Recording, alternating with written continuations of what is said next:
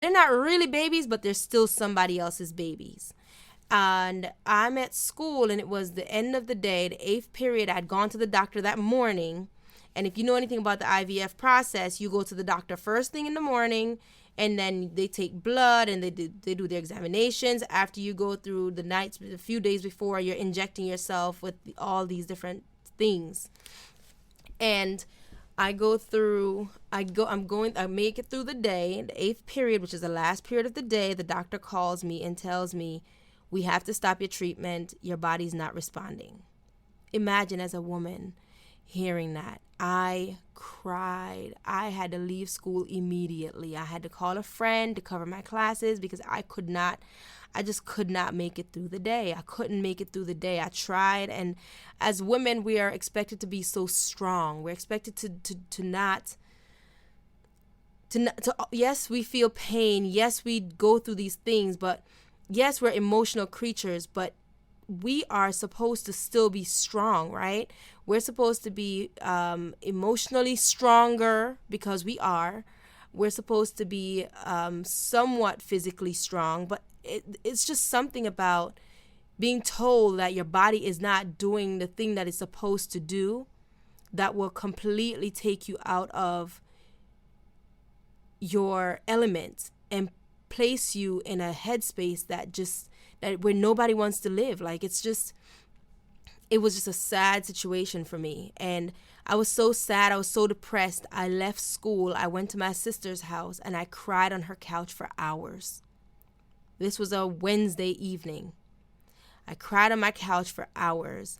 And after that, while sitting there, actually, I ended up getting on my phone because the only thing I could do was get away. I had to get away, right? I needed to do something to cope with this sadness of this frustration, this depression, this place that I'm in. I need to get out of it because if I built a house and lived in that place of depression, I'd probably stay there for a while, right?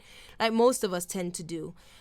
For me, I had to get away. And the only thing that brought me peace, the only thing that brings me peace is to go to Jamaica, go sit on the beach and talk to God.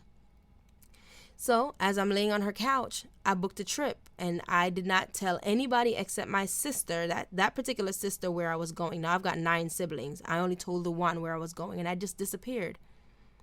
I took a sick day on Friday. I flew out Friday morning, and I just went. I went away, and I came back on Sunday completely refreshed, ready to start again, right? That's what we're expected to do. We're not expected as women to wallow in whatever pain or misery we're going through. We're expected to get over it and deal with it and move on to the next thing. That's what we're supposed to do, yeah? But that's what I did. People look at my life and they say, oh, you're living your best life. You're traveling here. You're doing this. You're doing that. But guess what? Oh, you work so many jobs. Why are you always working? You do so much. How do you have time to do all these things? You know why I have time to do all these things? Because if I didn't do all these things, guess what would happen? I would sit at home. I would be depressed. I would be sad. I would be frustrated. Needless to say, you will hear so much more about my story as we transition through with these podcast series. Each week we'll have different women that will come on and talk about their stories, and you'll see how much we each have in common, right? Not everybody's dealing with endometriosis as their fertility trigger, but or infertility trigger, but there are other causes of infertility that they are dealing with, and the symptoms might be different, but we're still feeling the same things, yeah? May not be the same physical pain, but the emotional struggles, the psychological struggles that we go through are still very similar. Why did I create this podcast? This is a part of my healing process, right?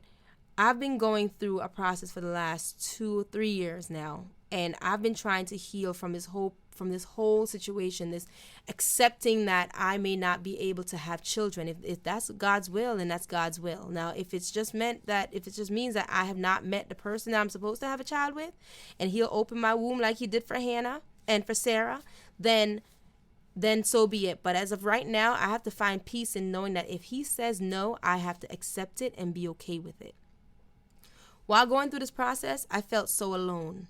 misunderstood and unheard. Most people thought I was faking my pain. Many got tired of me even crying in pain. Many just ignored me during the time. It was just easier, I guess, right? I know the woman that is going through this alone. Regardless of relationship status, it is easy to feel alone. Men cannot understand.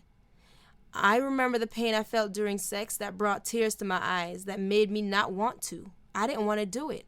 But he said, it's okay, I'll be gentle. Little did he know, there was no such thing as being gentle. When healing or dealing with endometriosis, there's no such thing as being gentle, because any form of discomfort creates pain.